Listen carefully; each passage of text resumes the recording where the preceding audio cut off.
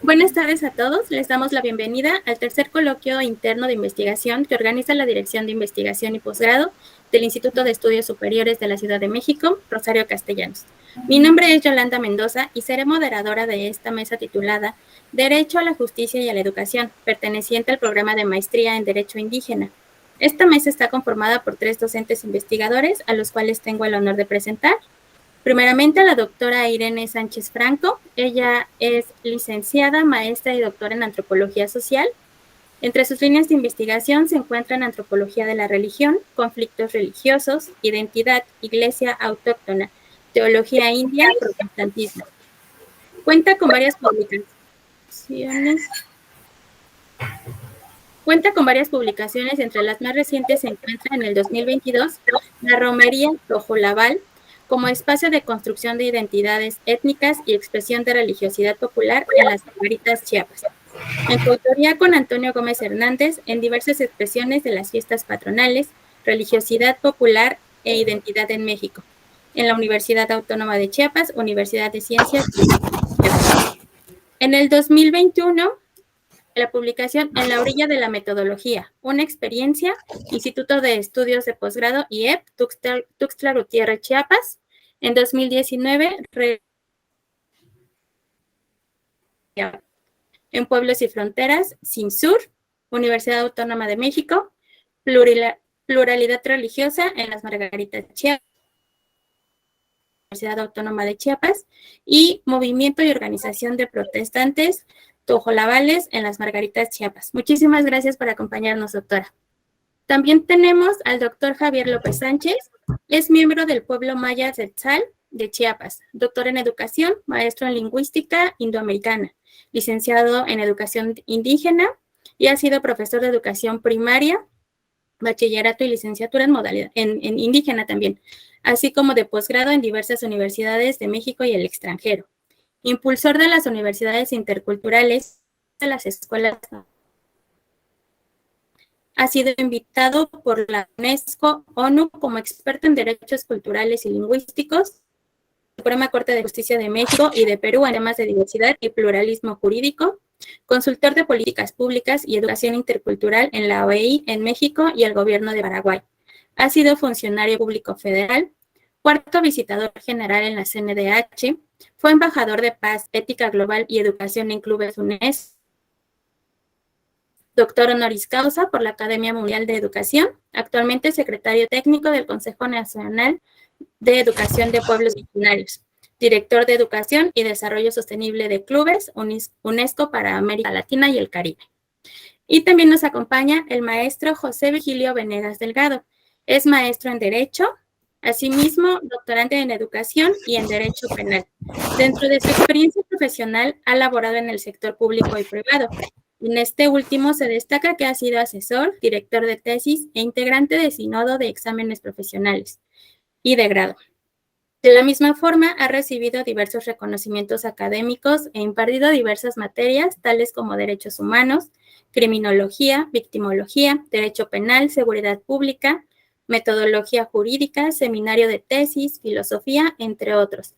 A la fecha es y ha sido un profesionista comprometido con la educación de nuestro país. Muchísimas gracias por acompañarnos. Y bueno, además de los comentaristas, dentro de esta mesa se encuentran nuestros estudiantes que presentarán sus avances de trabajo terminal que en un momento presentaré. La dinámica de trabajo será la siguiente. Cada estudiante va a tener 10 minutos para presentar sus avances de investigación y una vez que concluyan, los comentaristas les darán su retroalimentación con esta misma duración de 10 minutos por cada uno de ellos. Aquí se debe considerar que en esta dinámica no hay réplica, por lo que estudiantes tienen que trabajar la retroalimentación que reciban directamente con sus docentes, directores de trabajo terminal. Los proyectos que se van a presentar hoy son acceso al derecho y a la educación de niños indígenas migrantes en la alcaldía Tlalpan Guerrero, acceso a la justicia en la comunidad amuzga del estado de Guerrero y derechos lingüísticos en el marco del Decenio Internacional de Lenguas Indígenas.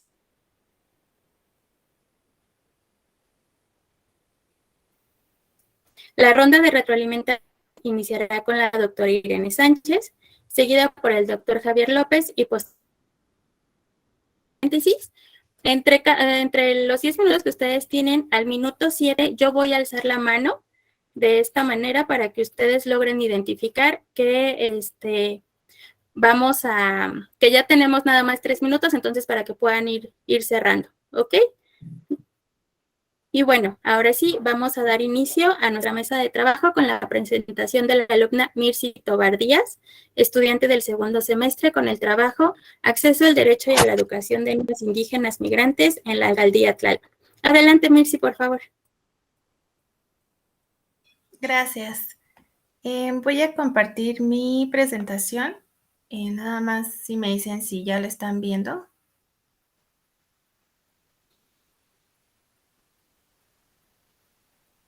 Ya la visualizo. Sí, se ve. ¿Sí? ¿Sí? Ok, perfecto. Bueno, soy Mirci Tobar Díaz. Bueno, mi tema es el acceso del derecho a la educación de niños indígenas migrantes en la alcaldía Tlalpan. La educación es el arma más poderosa que puedes usar para cambiar el mundo, de Nelson Mandela. Bueno, nosotros sabemos que el acceso a la educación en México pues es un derecho básico que todos los niños y niñas y adolescentes deben de tener, ya que pues esto les va a proporcionar habilidades y herramientas para desarrollarse, ejercer y conocer sus derechos en la vida diaria. Sin embargo, en México, más de 4 millones de niños, niñas y adolescentes no asisten a la escuela, mientras que 600,000 están en riesgo de dejarla por diversos factores, ya sean económicos, violencia, entre otras cosas. Además, los niños y niñas que sí van a la escuela tienen un aprovechamiento bajo en cuanto a los contenidos, y esto lo dice según cifras de la SEP del 2016-2017. Sin embargo, nosotros vemos que estas situaciones podrían o se potencializan cuando hablamos de aquellos que viven en comunidades indígenas o hablan en lengua indígena como lengua materna, y pues estos están particularmente en riesgo de no asistir a la escuela o de tener un bajo aprovechamiento. La legislación que podemos nosotros ver que sustenta el derecho a la educación en México va desde la Constitución Política de los Estados Unidos Mexicanos en el artículo 2 y 3. Bueno, en el artículo 2 nos habla sobre que el Estado debe de garantizar e incrementar los niveles de escolaridad, favoreciendo la educación bilingüe e intercultural, la alfabetización, la conclusión de la educación básica. Lo que aquí me resulta interesante de esta primera parte es que menciona que se debe de establecer las ayudas económicas, que son las becas, pues para que los estudiantes indígenas en todos los niveles pues puedan tener acceso a la educación y que esta no sea una situación de deserción. También nos define y nos desarrolla programas educativos de contenido regional que reconozcan la herencia cultural de sus pueblos de acuerdo con las leyes de la materia y en consulta con las comunidades indígenas. Por otra parte, también este artículo nos menciona que se debe de establecer políticas sociales para proteger a los migrantes de los pueblos indígenas, ya sea dentro del territorio o fuera de este, y que pues tiene que garantizar, entre otros, el apoyo con programas especiales de educación y nutrición para los jóvenes que provengan de estas familias, así como las acciones, bueno, podemos ver que las acciones en papel, marcando este segundo artículo, pues son muy buenas, ¿no? Pero pues vemos que en la realidad pues no existen muchos apoyos. De hecho, no hay una cifra exacta de cuántas son las becas que se destinan o cuáles son las becas que se destinan para esta ayuda.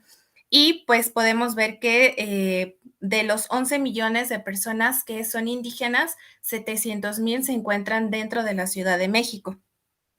Por otra parte, el artículo 3 nos habla de que toda persona que habite dentro del territorio nacional pues tiene que tener el acceso a esta educación. Sin embargo, hay una acotación específica de actuación dentro de los cuales en estas reformas se dice que los padres están ya obligados a hacer que sus niños tengan acceso a la educación. Sin embargo, no hay una sanción para aquellos que no los manden a la escuela, ¿no? Y bueno, también nos hace nos hace acotación en una parte donde nos dice que dentro de los pueblos y comunidades indígenas se va a impartir educación plurilingüe e intercultural basada en el respeto, promoción y preservación del patrimonio histórico-cultural. Y no solamente en el artículo 3, sino también en, por ejemplo, la Ley General de Derechos Lingüísticos de los Pueblos Indígenas, también nos enmarca que la educación tiene que ser obligatoria, bilingüe e intercultural, ¿no? Por otra parte, la Ley General de Educación en el artículo 4 nos habla sobre cómo los habitantes pues tienen que cursar obligatoriamente el preescolar, la primaria y la secundaria. Sin embargo, esto tampoco se da siendo los niños de entre 5 años los más afectados, ya que el 90% de ellos, de los niños no indígenas, sí tienen acceso a esta educación, pero los niños que son indígenas, el 76% solamente tiene acceso a esta educación preescolar que se considera como básica. Por otra parte, también nos menciona que la educación básica en sus 3 niveles tendrá las adaptaciones requeridas que corresponden a las características de su comunidad. El CONALITEC, que es el encargado de establecer cuáles son los instrumentos, en este caso los libros que se van a aplicar a cada grado, hay una sección especial que es para pueblos indígenas con materias que se adecúan a las comunidades. Pues es ahí donde recae mi pregunta, que si en la ley está bien establecido, también está establecido en los libros, entre otras cosas, ¿por qué no hay o sea, qué es lo que está pasando para que los niños no tengan acceso a esta educación? Y bueno, vamos a tener que la educación es desigual entre los niños. Por ejemplo, se dice que 1 de cada 10 adolescentes que solo habla una lengua indígena y no español asiste a la escuela en México, en comparación con 7 de cada 10 del resto de la población, o sea, no hablantes, ¿no? Y también tenemos en estadísticas que la educación de 2 de cada 3 niños entre los 6 y 14 años de edad que no están en escuela son indígenas. El índice de analfabetismo de la población hablante de alguna lengua indígena disminuyó según el INEGI en el 2005 y 2010 del 34 al 27%. Sin embargo, lo que a mí también me llama un poco la atención es que desde el 2011 no se han vuelto a hacer pues estos censos y no se sabe actualmente, pues a partir de la pandemia, si estos han aumentado o han disminuido. Y bueno, con base en estos resultados podemos observar que el gobierno federal pues solamente se enfoca o se ha preocupado por subsanar lo que es el aspecto económico dando estas becas, pero no son suficientes, ya que tenemos, por ejemplo, 3 tipos de becas. Ahorita voy a mencionar esta, que es la beca de bienestar para familias de educación básica. Está dirigida para estudiantes en condición de pobreza, es hasta los 15 años, pero tiene una cláusula y es que no puede haber otro integrante de la misma beca dentro de la misma vivienda. O sea, hace como referencia que pues en una casa pueden llegar a habitar más de 1 o 2 familias y solamente una persona, o en este caso un menor, puede tener acceso a estas becas. Otros tipos de becas que están son la beca universal Benito Juárez. Esta es para el público general y no es para educación básica, sino que es para educación media superior. Y está la beca Jóvenes Escribiendo el Futuro, que esta sí tiene también un requisito, que es que tiene que provenir de una comunidad indígena o que debe de estar en una situación de marginación, ¿no? Y también es de media superior. Bueno, esto me llevó a pensar en esta pregunta, que es como la detonante de por qué causas los niños migrantes indígenas no tienen acceso a esta educación, ya que como se dijo anteriormente, pareciera que el gobierno, siendo pues está el encargado de garantizar el acceso a estos derechos humanos, pues no sé si no tiene el conocimiento o no le interesa acerca de cuáles son estas otras causales que hacen que los niños no tengan la educación básica correspondiente, y pues también tenemos que no hay escuelas bien establecidas o están muy lejos de las comunidades o no están bien hechas o no hay docentes que quieran arriesgarse a dar clases dentro de, ¿no? De las comunidades. Y bueno, los motivos de la propuesta de mi trabajo final, uno es el objetivo, que es conocer cuáles son las otras causas por las cuales los niños y niñas indígenas no tienen acceso a esa educación. Los actores sociales de esto serían los padres de los niños indígenas náhuatl, ubicados en la colonia Culhuacán CTM, sección 8, y va a ser aplicado también a niños entre rangos de los 6 y los 15 años. ¿Cuáles son los datos que se piensan obtener? Razones por las cuales los niños indígenas no tienen acceso a la educación y cuáles son estos factores de influencia. Y los instrumentos de recopilación de datos, me voy a basar en encuestas, en entrevistas y trabajos de campo, que cada uno de estos pues tiene una finalidad, que es la de recopilar estadísticas que me puedan ayudar a desentrañar cuál es esta situación. En mi cronograma voy a hacer la interacción con la comunidad en el mes de septiembre, las entrevistas y encuestas planeo hacerlas en septiembre, los análisis de datos serían en el mes de octubre y noviembre y asimismo las conclusiones.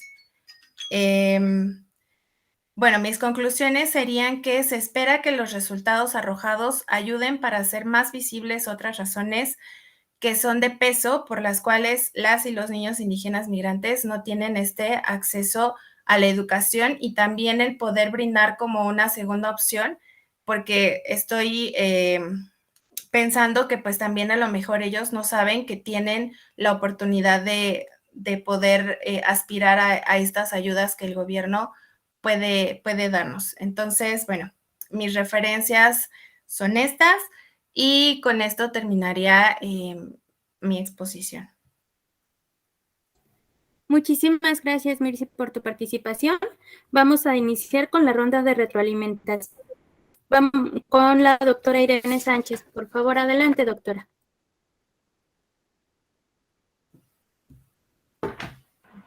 Muchas gracias. Quité mi cámara porque mi internet como que está un poco lento, entonces por eso es que la quité, a ver si así me oyen mejor. ¿Sí me oyen bien? Sí, doctora. ¿Sí? De acuerdo. Sí, lo escuchamos. Muchas gracias. Mitzi, muchas gracias, maestro. Mitzi, pues es un honor que volverte a encontrar aquí, en este coloquio. Y pues habíamos tenido ya la clase, y volver a encontrarte cuando leí tu trabajo, pues realmente me dije, bueno, qué bueno que sigue Mitzi por acá. Felicidades, Mitzi, por llegar a este segundo semestre, me parece. Sin embargo, que el trabajo que tú mandaste, creo que fue el trabajo que trabajamos en seminario de investigación. Y tú no tienes, ay, sí, perdóname, voy a hacer una pregunta, yo sé que no hay retroalimentación, pero ¿tú no tienes director de tesis, Missy? No, todavía no. No, porque allí aparezco yo como tu docente, pero pues yo no, no soy su docente. Dije, ay, a lo mejor aquí sí. Entonces, Mitzi, debido a eso, pues no realmente no podía como retroalimentarlo mucho. Y ahora que veo tu presentación, me parece que para poder hacer como un proyecto de investigación, sobre todo hablando del acceso a la educación migrante, me parece que todavía le falta como mucho. Hay que tener como una estructura, hay que hacerle una estructura, como hacer el título que quede muy claro. Acuérdate que esta es una maestría en Derecho Indígena, o sea, cómo es el derecho, por qué tiene, cuál es la importancia de estudiar el acceso a la educación como un derecho indígena. Falta, en el trabajo que tú mandaste, por desgracia, pues faltan varias cosas. Entre esas, bueno, falta el título que quede muy claro, por qué hacer un trabajo que tenga que ver con el acceso a la educación de la comunidad migrante náhuatl, por qué hacerlo, luego hacer una introducción, luego hacer un planteamiento del problema, luego hacer una justificación, luego hacer tu pregunta de investigación, plantear tu objetivo general, plantear tus objetivos específicos. En fin, me parece que para que pueda ser como acercarse a un proyecto de investigación, sobre todo en derecho indígena, tendríamos que tener como una estructura con mucho más claridad. También sigue teniendo esa acotación de que te enfermaste en ese periodo. Sin embargo, Mitzi, eso ya no debería de aparecer, sino tú tienes que ya retrabajar y presentar ya un proyecto que sea creíble, en donde tú puedas hacer tu trabajo. Y en tu presentación, un proyecto de investigación nunca lleva conclusiones, para empezar, porque tú, ¿cómo vas a presentar unas conclusiones en un proyecto de investigación si todavía no has hecho el trabajo? Entonces, esa es como la parte fundamental. Segundo, es que los objetivos, el objetivo general tiene que estar estrechamente vinculado a los objetivos específicos, y me parece que ni en tu presentación ni en tu trabajo final, que es el que mandaste, está como ese sustento. Entonces, me parece que hay que retrabajarlo bastante. Yo creo que una cosa de lo que te va a apoyar y te va a ayudar muchísimo es que tengas un director de tesis que te vaya guiando, que tú también estés pendiente, porque definitivamente sin un guía va a ser como mucho más difícil, va a estar, como dicen los abogados, estás dando bateas de a ciego, porque no sabes hasta dónde, o como dicen ellos, van a estar con el garrote, porque pues no sabes a dónde ir. Necesitas a alguien que te guíe, Mitzi.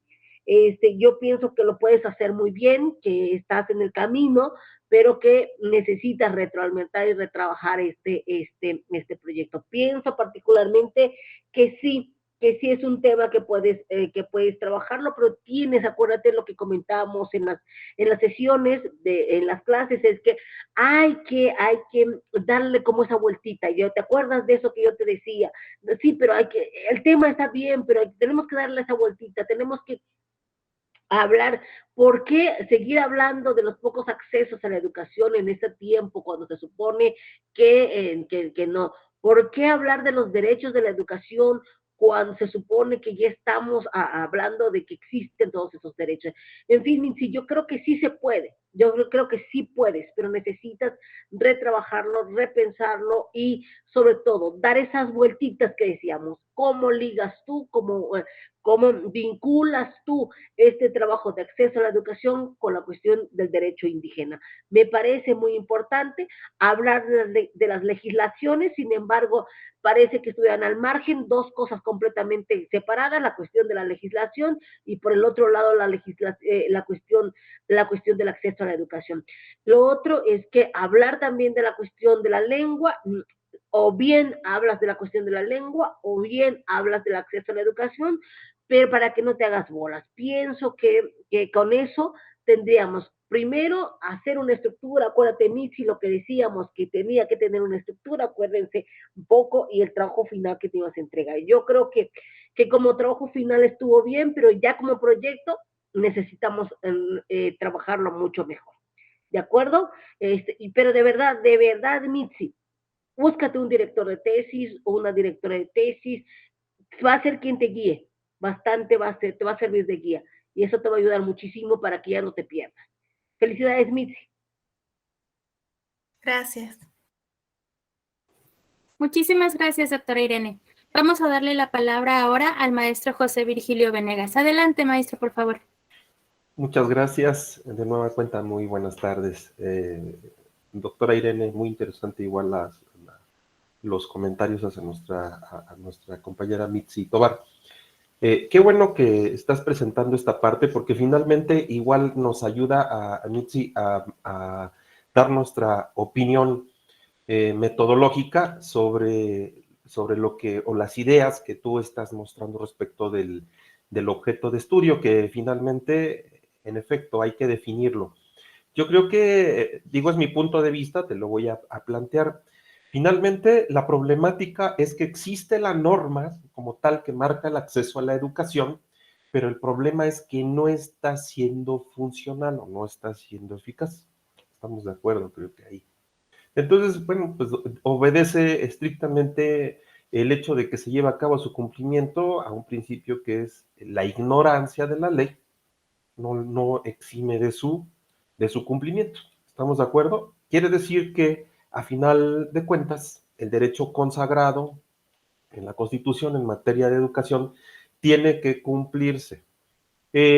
Muchas veces pensamos, bueno, es que el Estado tiene que darlo todo. O sea, realmente no existe una norma constitucional que diga que el Estado está obligado a. Los que estamos obligados somos nosotros a contribuir al gasto público en materia de impuestos. El Estado, si nosotros igual nos fijamos, por ejemplo, en a lo mejor deficiencias en algún rubro, y no digo específicamente alguno, ¿no? La educación es uno, ¿no? A lo mejor la seguridad, etcétera. Pueden haber cualquier tipo de situaciones en que no estemos conformes porque no están funcionando la normativa de acuerdo a como lo exigen los hechos.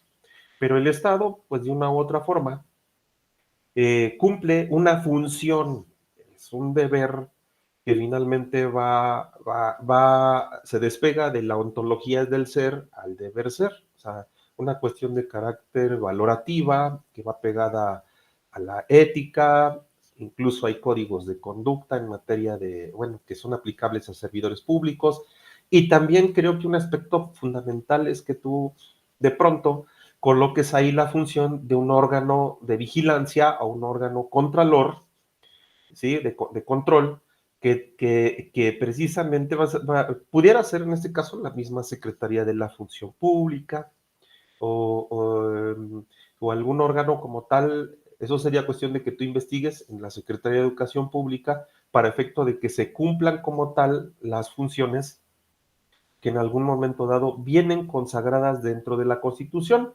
porque estoy seguro que existe presupuesto en la Ley de Egresos de la Federación destinado a este rubro que comentas. O sea, todo está plenamente presupuestado para saber el alcance de las acciones en materia de política educativa, ¿verdad? Por un lado. Por el otro, en el caso del título, es cierto, bueno, se me ocurre nada más, es como un simple ejemplo.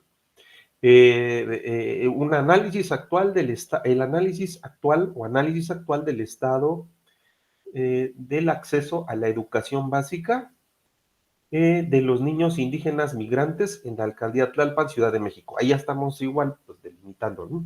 Creo que ahí ya tenemos algo más preciso. O sea, es algo creo que de este tipo lo que tú tienes que hacer.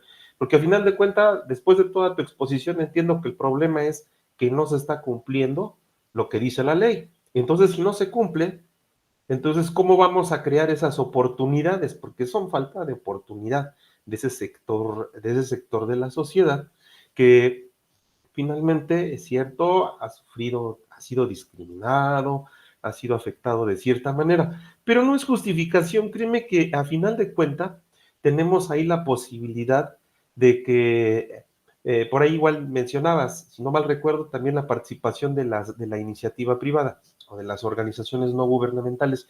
Creo que ahí es preciso, igual, bueno, existen también programas en el ámbito federal en donde se les da presupuesto a determinadas organizaciones no gubernamentales, es decir, ACES, por ejemplo, a asociaciones civiles que tienen como objeto social precisamente coadyuvar a resolver la problemática que presentan los grupos que son considerados vulnerables, como este caso de los niños indígenas migrantes. ¿De acuerdo? Ahora, cuando haces mención, existen becas y existen más, sí, pero es que hay que activar diferentes mecanismos. Eso es lo que en algún momento dado, pues vas a tener que generar al final de tu investigación.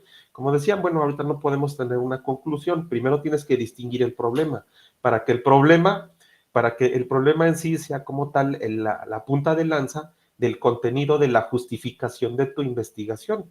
O sea, bueno, ¿y por qué? Porque diste el panorama, está la ley, pero no se cumple. Ok, ¿por qué no se cumple? Bien, yo quisiera que igual en tu marco teórico como tal, pudieras incluir alguna teoría. Puede ser la ius positivista, la ius normativista, que es lo mismo, la ius naturalista, la ius realista o realismo sociológico. puedes ocurrir, por ejemplo, en el caso de la educación, que es un sistema, la teoría de sistemas de un autor que es Niklas Luhmann. Te comento esta parte porque a final de cuentas, pues es posgrado, es maestría, y tiene que tener igual un nivel teórico, jurídico, que precisamente conglomerado con otros conocimientos de carácter holístico, referente a quién vaya a ser tu asesor y otros materiales que encuentres, yo creo que pues le darás una vertiente no solo interesante como lo has hecho hasta hoy, sino también igual pues tendrás más elementos para fijar una postura teórico-jurídica realista de cómo deben de ser las cosas. O sea, sabemos que hay un ser, bueno, lo que está pasando, pero el deber ser, pues no se está cumpliendo. No se cumple, Mitzi, lo primero, ¿hay presupuesto o no hay presupuesto? Ah, bueno, ya vi la ley de ingresos, ok. ¿Qué programas son los que se aplican en la alcaldía Tlalpan? Hay que investigarlos. Ah, ¿de dónde los sacan? Pues ahí está transparencia y acceso a la información pública. Tienen 15 días para contestarte. Si hay una problemática en cuestión de que es bastante la información, te dan otra prórroga, o más bien ellos tienen una prórroga de otros 15 días y te contestan, y vas a tener como tal elementos reales, institucionales, para saber cuál es la problemática que está como tal. Vas a decir, ah, bueno, esto es lo que me dicen de los apoyos, pero la comunidad está conformada por muchos más niños, entonces no alcanza, ok, y de ahí ya podrás dar paso a las que van a ser tus propuestas. Claro, no tenemos tampoco, como decía nos planteó la doctora Irene, ¿sí? Hace un momento, en el objetivo general, pues realmente veo un apartado que nos dice objetivos, crear un antecedente. Ahí tendrás que buscar, por ejemplo, ahí está la taxonomía de Marzano, para que veas lo de tus objetivos a través de los verbos que se nos plantean en infinitivo, y puedas en un momento dado, más que después de este análisis, demostrar que el acceso a la educación básica de los indígenas migrantes, es un ejemplo nada más, no se cumple o no se cumple al tenor de lo que nos marca la legislación X o Y, ¿no? Entonces, creo que es esa parte. Tus objetivos específicos, en efecto, ya nos darán pauta para la manera en que vas a ir construyendo metodológicamente el índice o tu capitulado, que igual pues no lo encontramos dentro del trabajo de investigación. Si hay por ahí parece ser que un cronograma, pero más allá de eso, creo que lo importante es primero que tengas todos los elementos que conforman como tal las secciones que conforman una metodología de la investigación dirigida a la conformación de una tesis, o más bien metodología jurídica tendiente a lo que ha hecho, para no confundirte, la metodología jurídica va encaminada a las normas reales que ha creado el legislador en base a las situaciones de carácter social. Una metodología en la investigación jurídica cuya vertiente sea precisamente la construcción de un trabajo de investigación. Hay por ahí varios materiales o varios libros, sobre todo, permíteme, aquí tengo uno para que igual lo puedas anotar y puedas llevar a cabo ahí visualices, a lo mejor ese autor te puede ser de utilidad para que te guíes en el trabajo. Existen múltiples autores, ¿no? Pero bueno, pues puede ser que te sirva alguno de los que, o por lo menos uno de los que te pueda aquí sugerir. A ver, es uno de metodología para la investigación jurídica un momento, está viendo el archivo. Metodología de la investigación jurídica de un autor que es Jorge Olvera García. Y va enfocado precisamente al ámbito jurídico, por eso como te comenta la doctora Irene, dependiendo también de tu asesor, pues te va a hacer recomendaciones del material, pero también debes de tener una guía, ¿no? Cómo se hace una tesis o cómo escribe una tesis por ahí de Humberto Eco. O sea, hay diferentes materiales, pero si no tienes estructura, o sea, definitivamente entendemos tu inquietud y la problemática, pero ahora el problema es hacia dónde te diriges, y el problema es que si a dónde te diriges realmente es lo que tú quieres. Eso es lo que te puedo yo comentar. Como no tenemos otros elementos sobre los cuales atender o dar alguna otra perspectiva, creo o considero que primero hay que tener la estructura. Mitzi, por mi parte sería todo. Gracias. Muchas gracias. Muchas gracias, maestro José. Bueno, el doctor Javier nos informó que no se va a poder presentar y envía una disculpa por esta situación. Vamos a continuar ahora, por favor, con la alumna Ixel Hernández León, estudiante del segundo semestre, con el trabajo Derechos Lingüísticos en el marco del Decenio Internacional de Lenguas Indígenas. Adelante, Ixel, por favor. Muchas gracias. Buenas tardes. Les voy a compartir la presentación. Mientras pueden verla, me parece necesario hacer un par de puntualizaciones. Yo no tengo una formación ni antropológica ni jurídica, no estudié Derecho ni Antropología.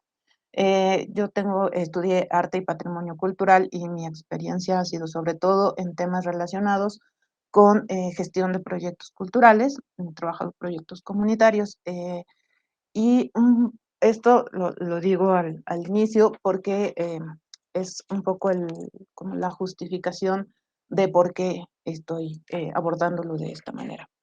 El nombre, bueno, como verán, cambió en el que había mandado, era un trabajo previo, ahora ya lo he ido afinando y bueno, ahora la propuesta que tengo es derechos lingüísticos e iniciativas comunitarias, eh, focalizándolos en los retos en el Decenio Internacional de Lenguas Indígenas que justo acaba de comenzar en, Ixel, en este año.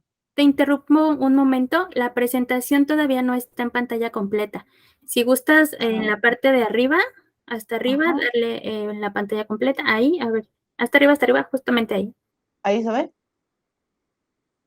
No, se ve tu presentación, pero se ve todavía como si estuvieras en edición. Ok. Em, Ahí en la parte de abajo está, sí, lo había hecho acá, pero creo, ¿ahí se ve completa? está cargando, yo creo. Así es. Es que yo en mi pantalla sí la veo, ya está presentándose completa, pero No, algo pasa. Ok.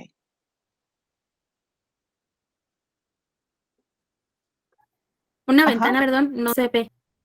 Puede ser que Ok. sea Sí, eso. A veces se soluciona compartiendo tu pantalla completa. ok.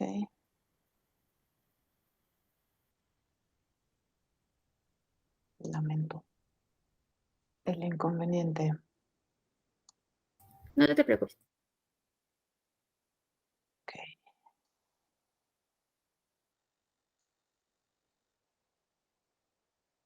¿Ahí la ven? ¿Ahora sí se ve? Sí, ya Perfecto. está completa. Gracias. Sí, Ok, bueno, entonces le decía, el título es Derechos Lingüísticos, Iniciativas Comunitarias, Retos en el Decenio Internacional de Lenguas Indígenas. Y la realidad, como sabemos, en México es cerca del 6% de la población en la que habla alguna lengua indígena. Esto es una cifra de poco más de 7.600.000 personas que tienen hablantes a partir de 3 años de edad hacia adelante. Bueno, en este contexto existen, como sabemos, diferentes circunstancias como la discriminación estructural, problemas territoriales, la migración, la desigualdad económica, que no favorecen particularmente el ejercicio de los derechos lingüísticos.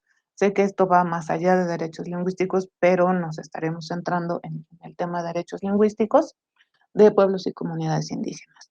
Y esto no solamente es una circunstancia en una sola región, esto pasa a nivel nacional básicamente, y el resultado de muchos de estas circunstancias de discriminación, aunado a otros problemas, ha detonado que de las 68 agrupaciones lingüísticas, de las 364 variantes, muchas de ellas se encuentran en un alto riesgo de desaparición y el resto se encuentran amenazadas. Son 31 agrupaciones lingüísticas las que se encuentran en riesgo de desaparición y el resto, 7 son las que están en este en este rango de amenazadas. Sin embargo, es una realidad también que el ejercicio de los derechos no necesariamente se ha podido garantizar a través de políticas públicas. Y la ventaja, digamos, es que a pesar de esto, se han desarrollado muchos proyectos, iniciativas y procesos comunitarios de revitalización, transmisión o salvaguarda de lenguas indígenas. Em, esto con proyectos comunitarios hago énfasis en que por lo menos en su diseño no han contado con la colaboración de alguna institución, de alguna academia o de alguna organización de la sociedad civil. Es decir, que la idea puede tener como varias fases, pero quizá la idea, el diseño ha sido estrictamente un trabajo comunitario. En cuanto a las referencias a los marcos jurídicos, bueno, por supuesto que tenemos la Constitución y la Ley General de Derechos Lingüísticos de los Pueblos Indígenas, particularmente los artículos 1 y 3, no son los únicos, pero son algunos, donde se habla sobre el reconocimiento y protección de los derechos lingüísticos individuales y colectivos. Aquí como la parte que me parece importante destacar para mi trabajo es en la temática de la promoción del uso y desarrollo de las lenguas indígenas. Y en el artículo 3, el que se menciona que las lenguas indígenas son parte integrante del patrimonio cultural y lingüístico nacional. En este sentido, bueno, la pregunta de investigación que me detonó 3 preguntas más es, ¿de qué manera impactan las iniciativas comunitarias de revitalización, transmisión o salvaguarda de lenguas originarias en la defensa de sus lenguas en sí misma y, en consecuencia, en el ejercicio de los derechos lingüísticos? Eh, Esto me llevó a plantearme en un segundo momento si los hablantes de lenguas indígenas conocen sus derechos lingüísticos. Y estoy aquí como centrándome particularmente en las personas que hacen estos proyectos comunitarios. No estoy hablando en general de la población, sino en estos casos de estudio donde estaremos centrándonos, ¿no? Si las personas justo conocen los derechos lingüísticos y si sabiendo sí o no, eh, cómo ejercen esos, esos derechos lingüísticos, a través de qué mecanismos son los que pueden conocer y luego entonces ejercer estos derechos. Y en el otro sentido, como les decía, estamos en el inicio del Decenio Internacional de Lenguas Indígenas, donde tiene un objetivo muy, muy claro que se ha puntualizado mucho, en mantener la centralidad en la definición de las estrategias, en la premisa de nada para nosotros y nosotros, que esto es resultado de un del evento de alto nivel que se llevó a cabo aquí en México, en Los Pinos, y que generó la Declaración de Los Pinos Chapultepec, que fue el primero o el más importante de los insumos para desarrollar el plan de acción del decenio, donde el reclamo, digamos, em, la exigencia de los hablantes de lenguas indígenas era justo que no se piense en políticas públicas o en políticas culturales que no tengan el acompañamiento de los propios hablantes. Y bueno, en ese sentido, el objetivo general es analizar los impactos que tienen las iniciativas comunitarias en la revitalización, transmisión o salvaguardia de sus lenguas maternas y la relación que tienen estas iniciativas con el conocimiento de los derechos lingüísticos y de esta manera visibilizar los alcances con los objetivos del Diseño Internacional de Lenguas Indígenas. En este sentido, bueno, tengo 3 objetivos específicos, que será identificar proyectos comunitarios de revitalización, transmisión y salvaguardia de lenguas originarias en 3 categorías, ¿no? Lenguas en riesgo, lenguas amenazadas y lenguas que hayan sido ya revitalizadas. Después, en un segundo momento, será analizar si las personas hablantes de lenguas originarias que realizan estos proyectos comunitarios conocen sus derechos lingüísticos y saber a través de qué mecanismos se enteraron o cómo pudieron conocer estos derechos. Y en un tercer momento es justo reflexionar en torno a la posibilidad de que el diseño de las lenguas indígenas efectivamente promueva la garantía del derecho de los pueblos indígenas a preservar, revitalizar y promover sus lenguas, porque ese es como uno de los objetivos centrales, ¿no? Promover que se garantice el derecho de los pueblos indígenas a preservar, revitalizar y promover las lenguas indígenas. Ese es, en términos muy generales, los objetivos específicos.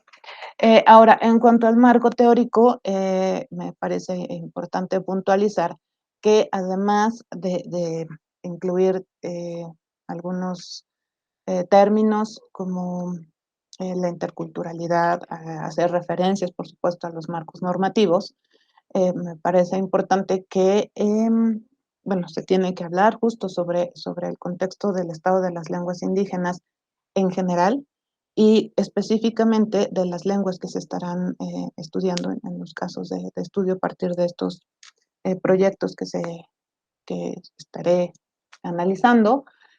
Después estaríamos en la otra parte que me permitirá definir o conceptualizar lo que son proyectos, políticas culturales e iniciativas comunitarias, o sea, estableciendo los criterios para determinar cuáles considero formales, no formales, comunitarias, interculturales, etc.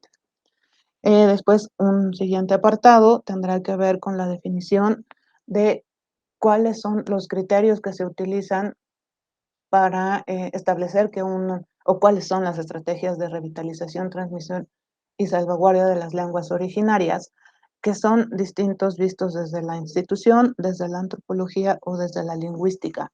Entonces, habrá que establecer justo cuáles son esos criterios que se están, o con fines de este trabajo de investigación, cuáles son esos términos, esos conceptos, perdón, que estaré utilizando. Después, bueno, definir justo qué son los derechos lingüísticos y cuáles son los marcos jurídicos de protección y establecer en términos muy generales los objetivos del Plan de Acción del Decenio Internacional de Lenguas Indígenas, que tiene una estructura donde se genera un plan de acción global. Después de este se detona un plan de acción regional, la región particularmente sería América Latina y el Caribe, y posteriormente tendríamos el plan de acción nacional. Y bueno, la parte de la metodología tendrá un enfoque intercultural a través de estrategias y técnicas cualitativas, haciendo entrevistas a profundidad, encuestas y realizando algunas historias de vida sobre las personas que han realizado estos proyectos. Aunque no solo sería con promotores, también sería con autoridades comunitarias. Y me parecía importante también en este momento no considerar para estos procesos o para estos, en este momento, entrevistas ni con funcionarios ni con investigadores, porque me interesa mucho más enfocarme en el desarrollo de los proyectos comunitarios. Y bueno, este sería el esquema general de los casos de estudio, ¿no? Serían iniciativas comunitarias de lenguas que se encuentran en riesgo de desaparición en dos casos, con iniciativas que sean formales, es decir, que cuentan con algún apoyo institucional, o iniciativas o proyectos comunitarios no formales, es decir, que no cuentan con ningún tipo de apoyo institucional. Después sería estas dos variables, las aplicaría en lenguas amenazadas también y en lenguas que se pudieran considerar revitalizadas.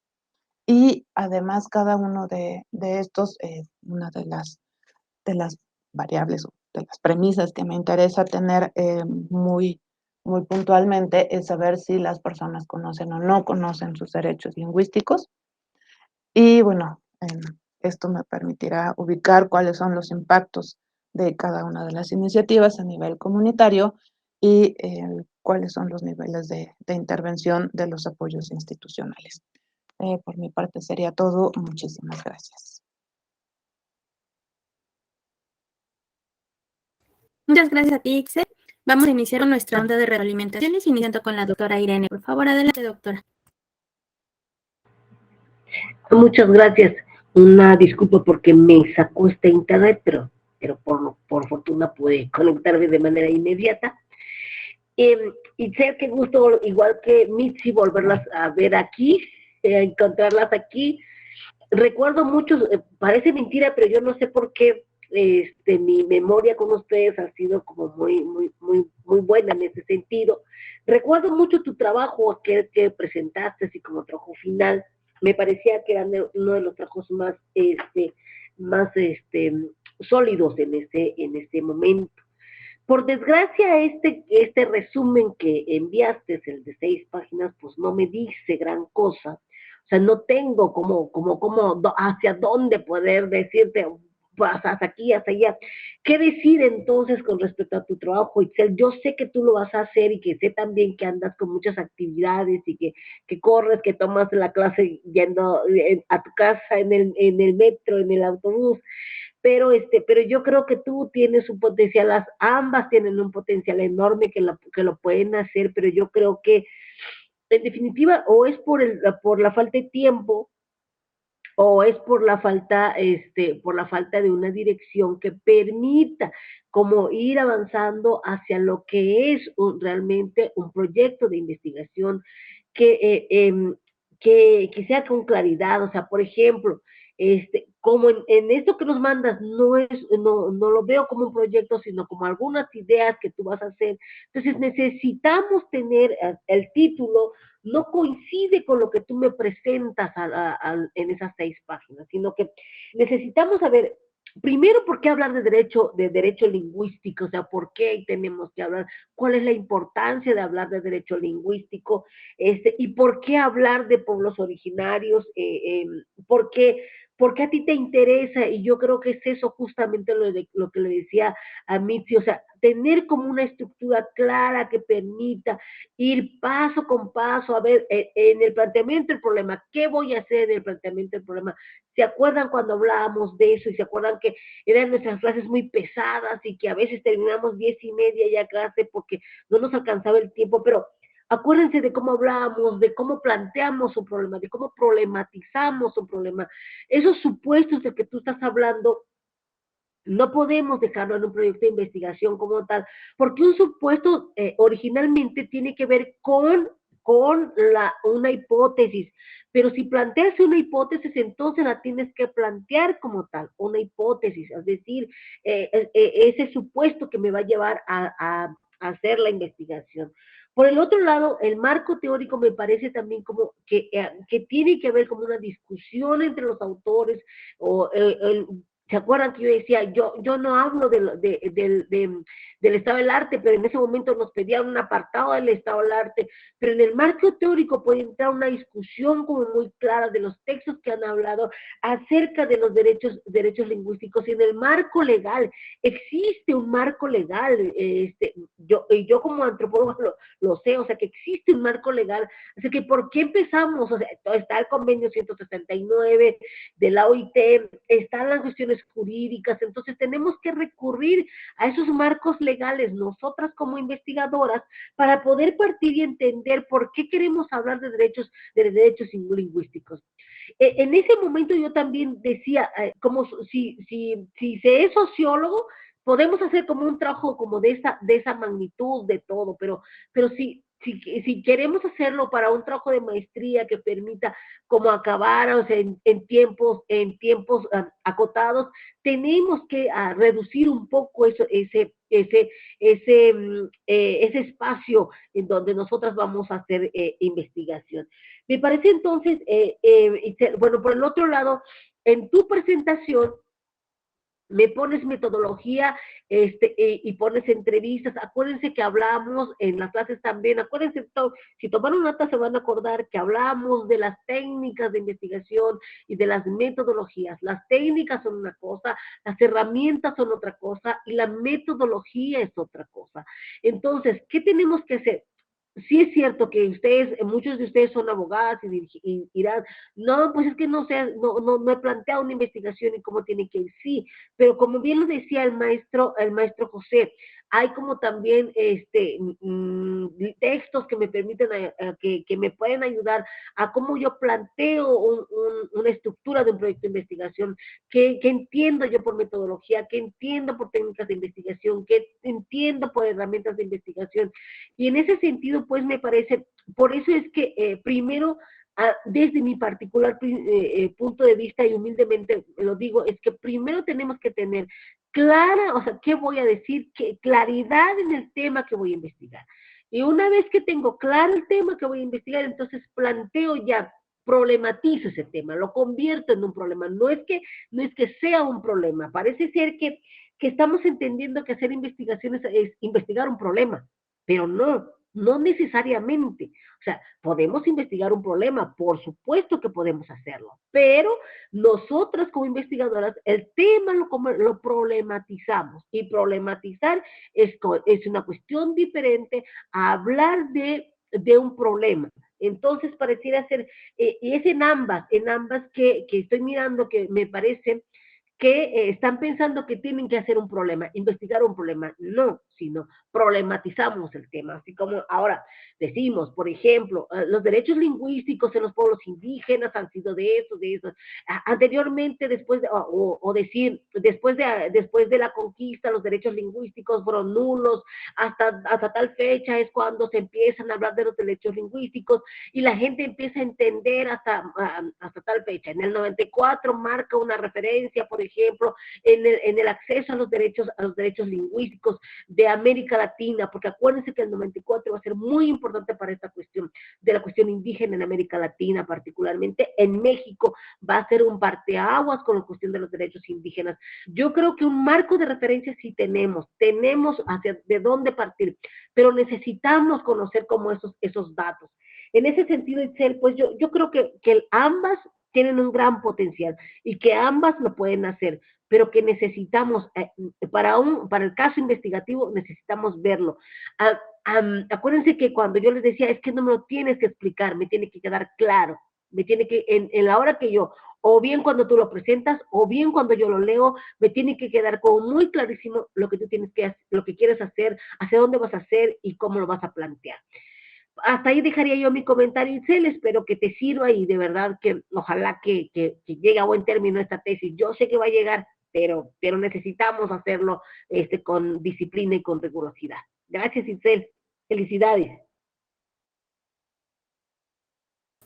Muchísimas gracias por su participación, doctora Irene. Damos la palabra al maestro José. Adelante, maestro, muchas gracias. Gracias, gracias, doctora Irene. Ixel, ¿qué tal? Buenas tardes. Veo que estás muy contenta y eso es bueno, ¿eh? O sea, a final de cuentas, pues todo esto sirve para que puedan surgir nuevas ideas y nuevas cosas que hay que tomar para efecto de ir construyendo ya de forma más precisa tu trabajo de investigación. Es cierto, hay un panorama muy amplio y de pronto si vemos te refieres al Decenio Internacional de Lenguas Indígenas, que abarca un periodo del 2022 al 2032, y googleándolo nos da como haciendo alusión a lo que está dentro de tu exposición que hiciste, pues dice, llamar la atención del mundo sobre la pérdida crítica de las lenguas indígenas y su urgente necesidad de preservarlas. Creo que es esa parte, me imagino, la problemática, la preservación de las lenguas indígenas. O sea, aquí igual, digo, para empezar, pues vamos a delimitar, que eso es lo principal. Y si delimitamos es porque estamos hablando de una situación que sucede en la actualidad, que sí tiene, por supuesto, un contexto en el que se gesta, en la transformación de la misma sociedad, en el mismo sistema capitalista, etcétera, que finalmente también es motivo de exclusión y de rechazo dentro de la misma sociedad de quienes pertenecen a estos llamados pueblos indígenas o comunidades indígenas. Entonces, es una perspectiva particular, claro, tú la puedes perfeccionar más, pues tú tienes en un momento dado la posibilidad, no solamente conceptual, sino también a partir de tu experiencia, los elementos que necesitas para tu investigación. Bueno, pudiera ser más que otra cosa un reto un reto actual en materia de derechos lingüísticos, de la pérdida de derechos lingüísticos, derivado de la discriminación de los pueblos indígenas de México. Algo así pudiera ir orientada a esa parte, ¿sí? Por supuesto que en el desarrollo de tu trabajo, es cierto, parte de la delimitación tendrás que tomar como muestra alguna comunidad en específico o algunas comunidades, porque pues no terminaríamos jamás, ¿no? Tendrías que hacer un super macroestudio. Entonces, si ya lo limitas es mejor. La justificación es de carácter cultural meramente. O sea, aparte de que está lo normativo, ya lo normativo vimos que está, ¿no? Igual como hace unos minutos compartíamos con Mitzi. O sea, la norma constitucional, ahí está, y habla precisamente, desde hablando del derecho humano, del concepto de igualdad, pues creo que la igualdad de facto en el mundo de los hechos ha sido un problema, no se cumple. No se cumple esa igualdad, hay un trato distinto, pero también tiene que ver algo muy importante, las fuentes que en algún momento dado permiten a las comunidades conocer sus derechos, porque el derecho está, el problema es o que no se conoce o que en algún momento dado no se aplica o se aplica de manera incorrecta. Y cuando se aplica de manera incorrecta o no se conoce, pues el resultado es que no es eficaz lo que se planteó en el ámbito internacional. Aquí va a haber una dualidad. Tendrás que ver tu normatividad interna, desde la Constitución y la legislación que de ahí deriva, en materia de derechos humanos, y por supuesto en la protección de estos derechos que tú has comentado, de los derechos lingüísticos, y por otro lado, pues también la normatividad internacional. ¿Por qué? Porque a final de cuentas no es un problema exclusivo de México, sino, vamos a ponerlo más pequeño, de toda América Latina, fíjate. O sea, y ya el hecho de que tú lo delimites, bueno, vas a poder justificar de mejor manera el problema de la pérdida que se está generando y que en algún momento dado, pues la pérdida de estos derechos lingüísticos, pues tiene que ver también con una pérdida de la cultura en México, de los pueblos, podría decirlo de esta manera, de los pueblos originarios. Si no tenemos historia o no tenemos esa parte de la historia y como resultado de la historia, la lengua como tal, pues simple y sencillamente deja de ser rica nuestra cultura como quizá lo es el día de hoy. Entonces, para allá va tu planteamiento. Yo le estoy dando esta vertiente más que jurídica, una cuestión de protección de esos derechos que son abrazados por los mexicanos o deben de ser abrazados por los mismos mexicanos. Primero, por nosotros, ¿sí? Porque resulta, o vas a topar de esto quizá igual, y pues lo has experimentado, que son reconocidos más por gente personas que vienen del extranjero más que por los propios, o sea, por nosotros que estamos aquí en el país. Entonces es importante que dentro de la problemática, pues sí distingas bien si vas a ir en un momento dado, a apoyar esta parte de los derechos lingüísticos, de la discriminación que se genera en torno a la parte de la sociedad que en algún momento dado es vulnerable, es decir, los pueblos indígenas, y por otra parte, es cierto, tendrás que generar también tu objetivo general. Tu objetivo general, digo, lo puedes encaminar más qué sé yo, bueno, les hago la sugerencia, puede decir más de demostrar que demostrar la pérdida actual o que se encuentran en ¿cómo poder plantearlo? Se encuentran en vías de extinción o de pérdida, no sé, ya es ya cuestión de acomodarlo de estos derechos lingüísticos por tal o cual razón. Y en tus objetivos específicos, los que tienes, pues, parecen, digo, de primera mano, pues, son interesantes. Ya sabes que un objetivo solamente debe de enfocarse a una sola cosa, no puede ser amplísimo, para que vayas tú conjuntándolos y entre todos puedas también obtener las secciones de tu tesis. Por ejemplo, derechos lingüísticos, sus antecedentes y sus generalidades, capítulo primero, ¿no? Segundo, marco conceptual y legal de los derechos lingüísticos. Tercer capítulo, los derechos lingüísticos en el derecho comparado. Y el último capítulo sería el título de tu tesis. Es una sugerencia, ¿no? De esa manera como podemos observar que puedes llevar a cabo o direccionar tu trabajo. Entonces creo que va a ser muy importante, sí, definir a corto plazo esta parte de cómo va a ser la estructura de tu trabajo ya definitiva. Digo, nosotros tratamos de dar esa parte de lo que nos obsequias tú, tratar de darte las ideas hasta donde se puede con el material, derivado de que al no tener en este momento una estructura precisa, son meras sugerencias. Yo no puedo abundar tampoco más allá, porque quizá igual de todo lo que acabo de decir, pues puedas establecer al final, bueno, es que realmente no era lo que quería, no era lo que buscaba. Pues no tengo, digamos, otros elementos ahorita en este momento que pueda sugerirte, derivado de que sí necesitas sentarte con tu asesor, y, como dicen, arrastrar el lápiz, ir construyendo desde tu título, bueno, tu delimitación, tu título, tu planteamiento del problema, justificación, objetivos, tu metodología, etcétera. O sea, todo lo que va a conllevar la construcción de tu trabajo, lo que sería en sí el protocolo de investigación o anteproyecto de investigación. Por mi parte, Ixel, nuevamente te felicito. Les dejé ahí mi correo en el apartado del chat. Si en algo se les puede apoyar, con todo gusto, de verdad, tanto Ixel como Mitzi, quedo a sus órdenes y les agradezco a todos. Doctora Irene, muchas gracias también por sus aportes. De hecho, pues, traté de no ser repetitivo de lo que usted ya había señalado. Muchísimas gracias. Muchas gracias. Muchísimas gracias.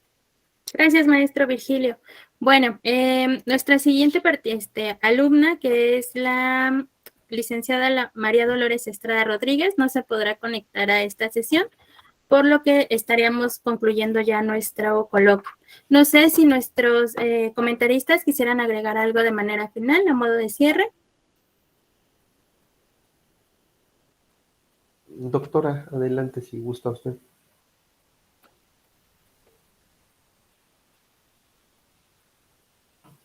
No sé si creo que ya se le Creo que tiene problemas. Sí, así es. Sí, Maestro sí, Virgilio, ¿algo que quiera agregar? pues únicamente exhortarles a que continúen con su proyecto. Realmente, compañeras Mitzi Ixel, realmente no hay mayor traba que la que uno se pone. O sea, ¿qué quiero decir? Que el día de hoy nos va a dar la pauta, la oportunidad de que a través de esas anotaciones o de la reflexión que ustedes han tenido respecto de los aportes que pudimos ofrecerles, el hecho de pues encaminar los trabajos y su trabajo como tal, allá obtener nuestro protocolo es necesario, y ya de ahí pues partir a raíz de todas las fuentes de consulta, los libros en metodología y alguna otra cosa igual que estén consultando con su asesor o sus docentes. La verdad que en este caso, bueno, pues me invitan y yo con todo gusto les reitero que el compromiso que tienen ustedes es con ustedes mismas y con sus ideales también a raíz de lo que ustedes están escribiendo y generando. A final de cuentas es conocimiento y el conocimiento es valioso. Les felicito de nueva cuenta. Muy buena tarde. Es todo mi parte. Perfecto, muchísimas gracias, maestro. Bueno, con esto estaríamos cerrando nuestra presentación de los estudiantes y la participación de los comentaristas. Les agradecemos su asistencia a este tercer coloquio interno de investigación del posgrado del Instituto Rosario Castellanos, en el cual se están presentando 156 trabajos de estudiantes en 45 mesas diferentes, que están siendo retroalimentadas por 135 expertos académicos de diversas instituciones de educación superior, tanto nacionales como extranjeras. Les reitero nuestro agradecimiento. Buenas tardes. Otro modo de ser humano y libre, otro modo de ser.